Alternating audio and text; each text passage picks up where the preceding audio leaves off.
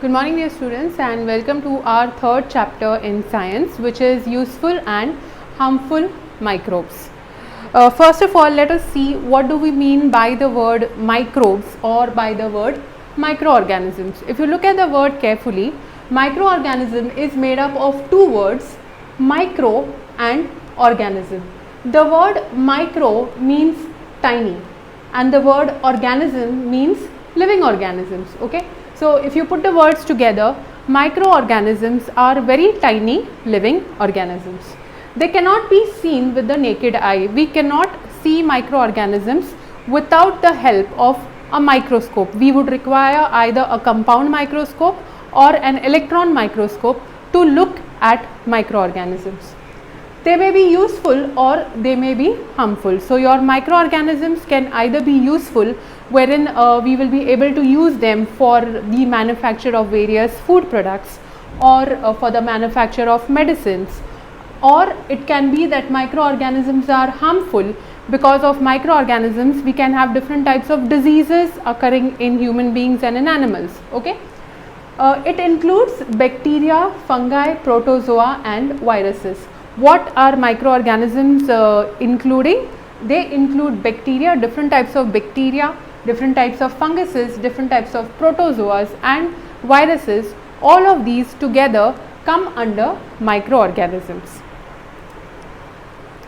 Now in this chapter, basically, as I said, we will be looking at useful and harmful microorganisms. Under useful microorganisms, we will be covering lactobacilli, rhizobium and yeast, and we will also be looking at antibiotics with specification to penicillium. And under harmful microorganisms, we will be studying Clostridium and fungi. In today's lecture, we will be covering lactobacilli, rhizobium, yeast and also be covering antibiotics. Now let us look at our very first microorganism, which is lactobacilli. This is a picture of how lactobacilli looks if we have to observe it under a electron microscope. You will see that it is rod shaped, which means they are rectangular in shape, and they are anaerobic, which means that they do not require oxygen for their survival. They will be able to survive even in the absence of oxygen. Hence, lactobacilli are anaerobic microorganisms. Now, why do we say that lactobacilli is useful? It is used in a number of products, like a few which are mentioned over here. This is a picture of yogurt or dahi, wherein you know that you must have made it or you must have seen your mummy preparing curds from milk. Okay, this is chas or buttermilk. This is Yakult, the famous probiotic drink which is seen on TVs nowadays. So how exactly is this curd or this buttermilk or the probiotic drink made from milk? All these are milk products. How are they converted into all these things? This happens because the lactose which is present in the milk gets converted into lactic acid. Lactose is the name of the sugar which is present in the milk. The lactobacilli converts the lactose into an acid which is lactic acid. And what happens because of lactic acid? Your milk becomes slightly acidic. Okay, if you have tasted dahi or chas, you know that it has a slightly sour taste. That is because it is slightly acidic in nature. The pH of the milk decreases. That means it becomes a little acidic in nature, and the milk proteins coagulate. The proteins which are present in the milk, they start coming together, they start becoming thick. The low pH destroys the harmful bacteria. Now because the milk becomes a little acidic, what happens is that if there are any other harmful microorganisms which are present in milk, they will get destroyed. Uses of lactobacilli. Where exactly are we going to use lactobacilli? It is used in the production of yogurt, which is dahi, buttermilk, which is chas, ghee, cheese, shrikhand. So all these milk products are prepared or are manufactured with the help of lactobacilli. Large scale production of cider, cocoa, vegetable pickles. Your lactobacilli is also used in the preparation of cider, which is vinegar or sirka as you call it in Hindi. Cocoa Your chocolate products also are prepared with the help of lactobacilli. Vegetable pickles, the sour taste which is present in pickles is because of the action of lactobacilli. So lactobacilli is also used in the preparation of vegetable pickles. It is used in the treatment of abdominal discomfort. Now suppose you have pain in the stomach, or you have loose motions, or any problems related to the stomach. Usually if you go to the doctor will ask you not to have spicy food, not to have oily food, but instead you can have milk, or you can have dahi, or you can have chas. Now why is the doctor asking you to have these things? That is because your milk or your dahi or your chas has lactobacilli which is present in it. And what is the function of lactobacilli? It can destroy other harmful microorganisms. So if there are any harmful microorganisms which are present in your stomach, because of which you are getting abdominal discomfort, because of which you are getting pain in the stomach, what will happen is that the lactobacilli will destroy those harmful microorganisms. Lactobacilli is also used in the preparation of some types of breads. Special types of breads can also be prepared with the help of lactobacilli. The fodder fermented with lactobacilli is given to domestic cattle. If you have gone to your villages, or if you have seen cow sheds or buffalo sheds, when the fodder is given to the cattle, that is to the cows or buffaloes, the fodder means the food which is given to them. Okay, lactobacilli is mixed along with that food, so that any types of harmful microorganisms which are present in the alimentary canal of that animal, it can get destroyed, and the animal will be able to produce healthy milk. The next microorganism that we look at is rhizobium.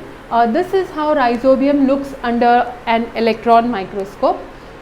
This is also rod shaped, and it lives in symbiosis with legumes. Now what exactly are legumes? Legumes are plants like fenugreek, also called as methi in Hindi, groundnut, your singdana, beans like soya beans, rajma, chauli, these different types of beans, and sweet peas, the green peas that we eat. Okay, so your rhizobium lives in the roots of these plants. If you have a look at this next slide, this is the root of a legume, a plant like a groundnut plant or a methi plant or your soya bean plant.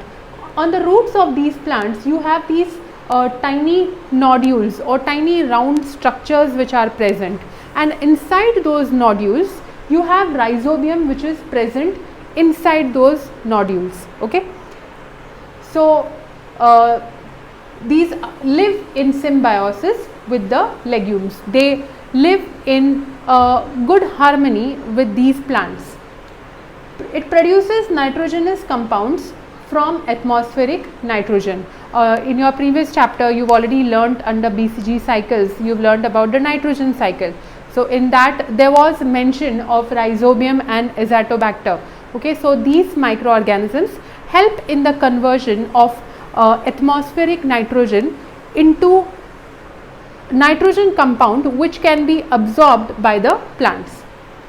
So here are the names of the different legumes: fenugreek, which is methi, groundnuts, beans, sweet peas, soya beans. Now the uses of rhizobium. Where exactly are we going to use rhizobium? The leftover roots of harvested legumes are dumped in the farm soil. Now when you have the plant which is harvested, that is your methi plant or your groundnut plant or your beans plant, when they are harvested, the roots which are present in that plant, it is not thrown away in the garbage. Okay, that is put back into the soil. A hole is dug into the farm, holes are made in the farm in different places, and those roots are again dumped into that soil. Okay, so what will happen is that roots will get decomposed, and the bacteria, that is the rhizobium bacteria which is present in the roots of those plants, they will get absorbed by the soil, and once the farmer grows new plants in that particular farm, that nitrogenous bacteria, that is your rhizobium, will be absorbed again by the new plants and they will grow to become very healthy plants. Reduction in use of chemical fertilizers and cost effective. Now because this rhizobium helps in making the plant healthy, okay, it is a very good alternative instead of using chemical fertilizers. Instead of using chemicals to make the plant healthy, it is better to use rhizobium to make the plant healthy, okay. And because of use of rhizobium, it becomes very cheap for the farmers, it becomes very cost effective for the farmers. What exactly is done? That procedure is called as rhizobial inoculation. This is over here. The seeds are coated with rhizobial powder or solution to help increase nitrogen supply. You see over here the farmer is mixing a powder with the seeds. Here there are seeds which are spread on the ground and the farmer is mixing some powder with that with those seeds. Now what exactly is that powder? That powder is nothing but rhizobium powder, okay. Instead of powder, the farmer can also use rhizobium solution, okay. They can either use powder or they can use solution and mix it up nicely with the seeds, and those seeds can then be put in the farm for growing more plants. So what exactly happens is that when those new plants grow up, they will have these rhizobium which is present inside them, and because of them the nitrogen content in that plant will be very high and the plant will be very healthy. And when we consume those plants, when we eat the products of those plants, that nitrogen content will be transferred into our body. We will have more amount of proteins in our body which will automatically make us healthy as well. The third microorganism that we are studying today is yeast. These are oval shaped, they are not circular in shape, they are oval shaped. They are eukaryotic, which means they are modern cells. The cells are very well developed. Unicellular, it is made up of a single cell, and they are heterotrophic funguses. Heterotrophic means they are not autotrophic, they cannot prepare their own food, they do not have chlorophyll present in it. So they depend on other living organisms to obtain their food, hence they are heterotrophic. They grow quickly due to carbon compounds. Wherever they find carbon present, for example, if you have bread, okay, you have seen mucor growing on bread, but mucor is not a useful microorganism. I am just giving you an example. Mucor is a type of a fungus, it is a harmful fungus which grows on bread. But how is this fungus growing? It is absorbing the carbon from the bread and it is growing, okay. So yeast is also a fungus which grows with the help of carbon. It converts carbohydrates into alcohol and carbon dioxide. So how is this yeast going to be useful to us? When we prepare bread or when we prepare different foodstuffs, this yeast is mixed with those foodstuffs. The yeast starts a chemical reaction with the carbon or with the carbohydrates present in that particular foodstuff, and fermentation process takes place, due to which carbon dioxide and alcohol is produced. Uses of yeast. Where exactly is yeast used? Yeast is used to make bread and to make the dough rise. Yeast is mixed along with the dough or the atta of the bread, and it makes the bread very spongy, very fluffy, very soft. So it means that it's making the dough rise. The dough becomes nice, fluffy and soft.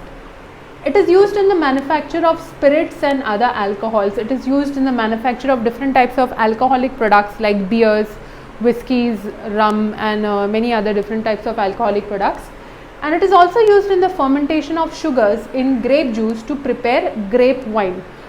Yeast is also used in the preparation of wine, which is wherein grape juice, the juice which is obtained from grapes, is fermented with the help of yeast, and wine is prepared from that mixture. Now we come to antibiotics. What exactly are antibiotics? Antibiotics are carbon compounds obtained from useful bacteria or fungi. Antibiotics are special substances which we obtain either from useful bacteria or from useful funguses. They destroy or prevent the growth of harmful microorganisms. So what is the function of antibiotics? They will either prevent the growth of harmful microorganisms, they will not allow harmful microorganisms to grow, or they will completely destroy harmful microorganisms. Now your antibiotics are divided into two main types, okay? Broad spectrum antibiotics or narrow spectrum antibiotics. These are your two types of antibiotics, broad spectrum and narrow spectrum. Broad spectrum antibiotics are those antibiotics which can destroy a large number of microorganisms.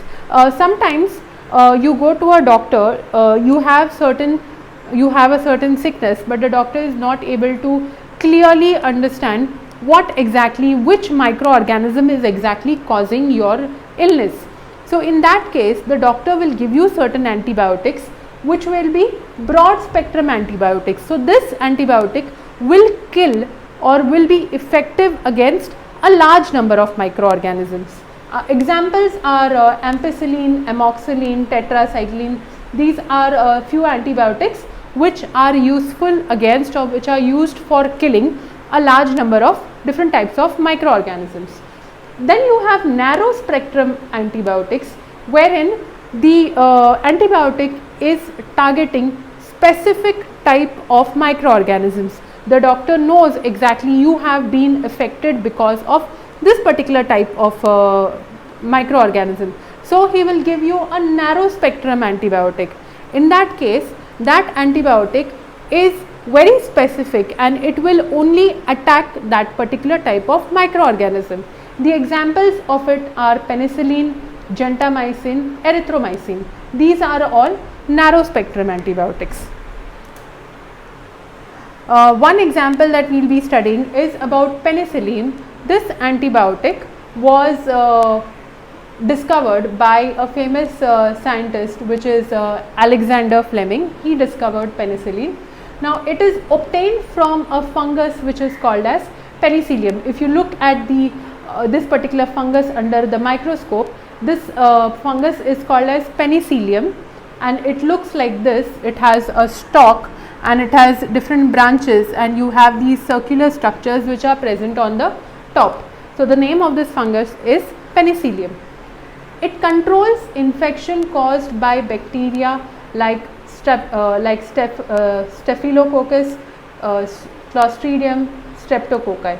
Okay, so this particular microorganism, that is your penicillium, it helps in the destruction of other harmful microorganisms like Staphylococci, Clostridia, Streptococcus. These are all three different types of other harmful microorganisms. Penicillium helps in the destruction or helps to destroy these three types of bacteria.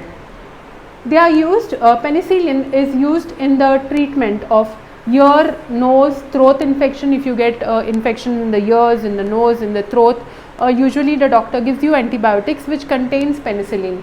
It is also used in skin infections. If you get certain infections on your body, on your skin, then also the doctor can prescribe you with penicillin. It is also used in pneumonia and in scarlet fever. These are also two very harmful kind of diseases.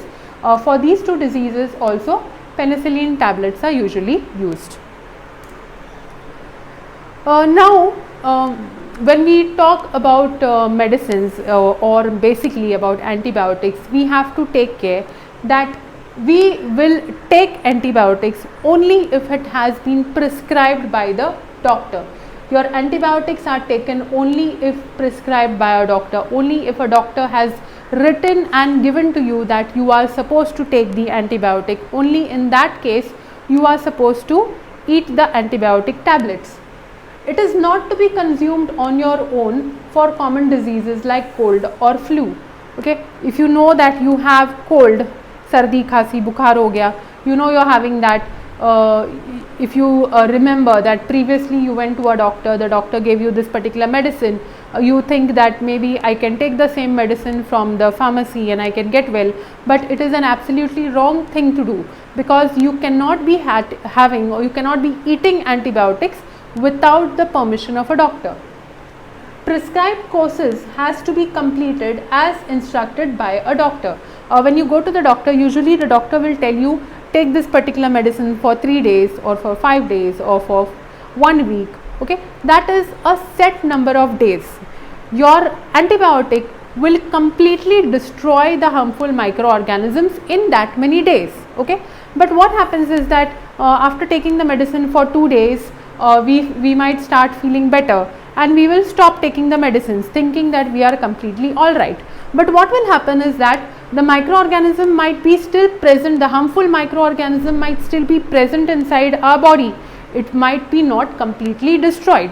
Okay, so if we stop taking the medicines midway, or if we do not take the medicines for the number of days that the doctor has told us to do, what can happen is that we can again fall sick to the same disease. So it is always better that even if we are feeling all right, even if we have got better, if the doctor has told us to take the medicines for a set number of days, we should complete that course, we should completely take medicines for those many days. Never suggest to others names of antibiotics that were useful to you. Okay, we usually have this habit. If we feel better taking a certain medicine, and if we know if our friend or any other family member has fallen sick because of the same type of disease, we will tell them, अरे ठीक है मेरे पास दवाई का नाम है, मैं तुम्हें दे दूंगा, तुम ले लो, तुम भी ठीक हो जाओगे. But this also is a very wrong thing to do. You cannot tell someone else the names of medicines which were given to you, because what will happen is that maybe the other person is not having the same disease that you had. Maybe he is affected with a different type of a microorganism. So if you give your medicine to that person instead of getting well, it can happen that he might become more sick. Okay, so the names of the medicines which are given to you, you should never share it with anyone else. You should never tell others to take that medicine. Okay, so with this, my dear students, we end today's lecture. In the next lecture, we will be covering all the harmful microorganisms, which is basically the funguses and Clostridia, and we will also look at certain other microorganisms which cause different diseases. Okay, so till then, dear students, stay safe, stay happy. Bye.